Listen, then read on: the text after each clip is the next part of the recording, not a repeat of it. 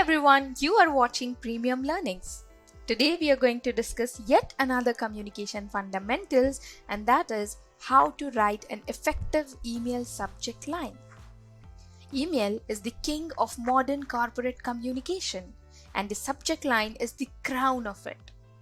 Hence, it has to be written with the utmost care to bring about the maximum impact.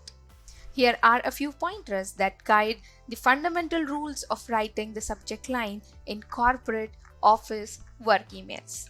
The very first rule that we have is writing concise subject line. The email subject line must convey the core message that our email intends to deliver. It should not contain any surprises, distractions, and vagueness as far as corporate work emails are considered. For example, leave application, delimiter 22nd June. Code review, delimiter, XYZ code, delimiter version 3. So here in both the cases, the overall idea of the email becomes very clear and concise.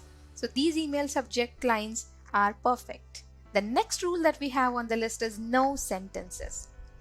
Every word in the email subject line should be used sparingly. Avoid complete and lengthy sentences. Instead, write only indicator words as far as possible. Get rid of every unnecessary filler word in the subject line. For example, job application, delimiter, name and surname, delimiter, profile's name can be a good example of a good subject line. Status meeting at 2 p.m. today. That's it. So it is actually making the subject of the email crystal clear. No beating around the bush. The third rule for a good email subject line is avoiding spam filters. Email users mark some emails as spam based on the subject line. And if your important email consists of such words, which can be filtered as spam, your emails may go ignored because they'll land into their spam folders. So it is very, very important to check before sending your email that your email subject line has got no spam filterable words. To check this out, what you can do is Google. You can go on internet and check the latest spam filtered words. Fourth rule that we have on the list, which is about indicators. Emails are of different kinds. Some of them are important, some of them are urgent, and some of them are neither. Some need votes in response and some expect action to be taken.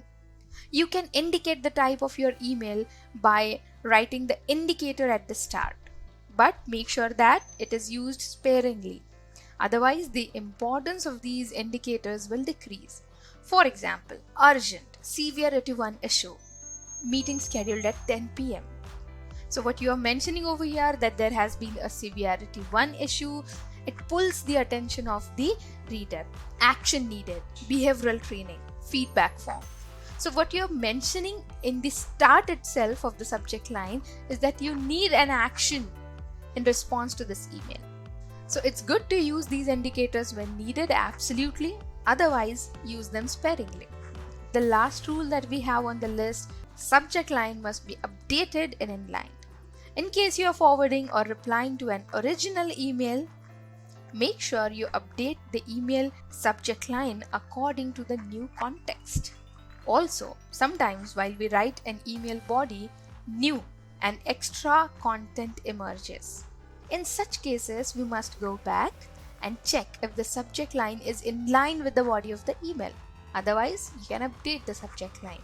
So, an email is a reflection of the sender, and subject line is the front face of it. Hence, make sure it is professional and effective every time you hit the send button of the email. Keep writing, keep growing, keep learning. Thank you very much.